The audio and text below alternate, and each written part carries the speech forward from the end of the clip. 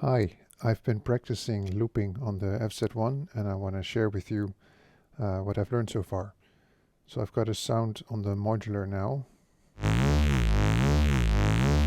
with some nice movement in it, so that would be nice to see, a nice challenge to get a good loop on.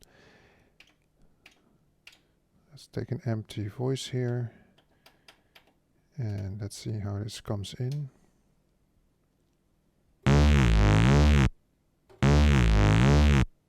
I think that's enough for a loop.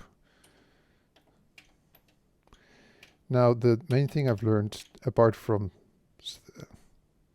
just some really practical things, like the first thing you need to do is change these loop points because they're the same and they both point past the end of the sound, so you never get a loop. So the default is there is no loop.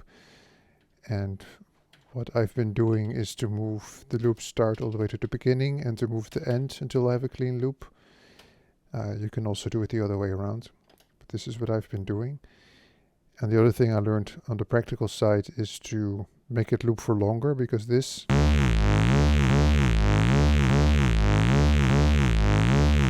stops after a while, and if I put zeros here, then it loops for as long as I hold the key down. So that's like just the user interface stuff.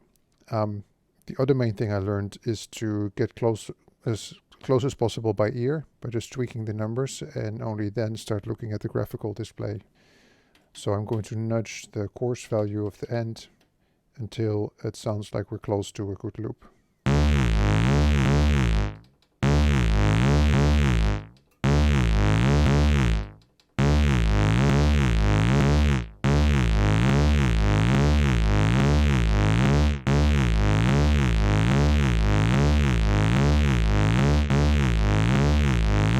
So this sounds close, but it's clicking. So let's see if we can get rid of some of the clicking.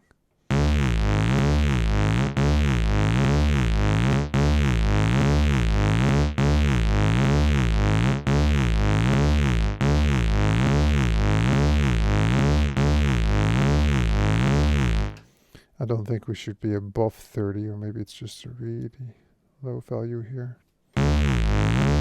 No, so maybe we need to be one below. And take a high fine value.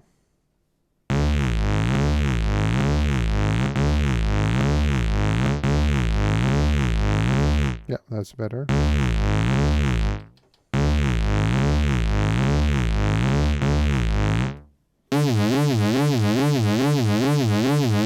Honestly, I would just stop here, because this is good enough.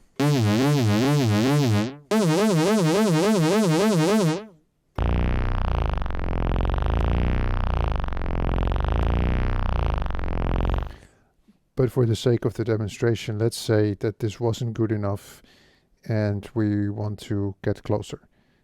Then what I would do is I would go to the start point and zoom in and look for a nice zero crossing, like maybe the rise out of this dip here. Zoom in a bit. Yeah, it looks like we're on the crossing. Zoom out, so I see a bit more of the shape. And now press enter to move to the loop end. And now I see another dip here. So does it sound good if we grab this one? It does. So it would have been nice if the Casio could just jump from one zero crossing to another, but it doesn't, so you have to do this. But it is useful that you can compare the waveforms like this. You see, actually they're not quite different, but they're similar enough that I don't hear a jump.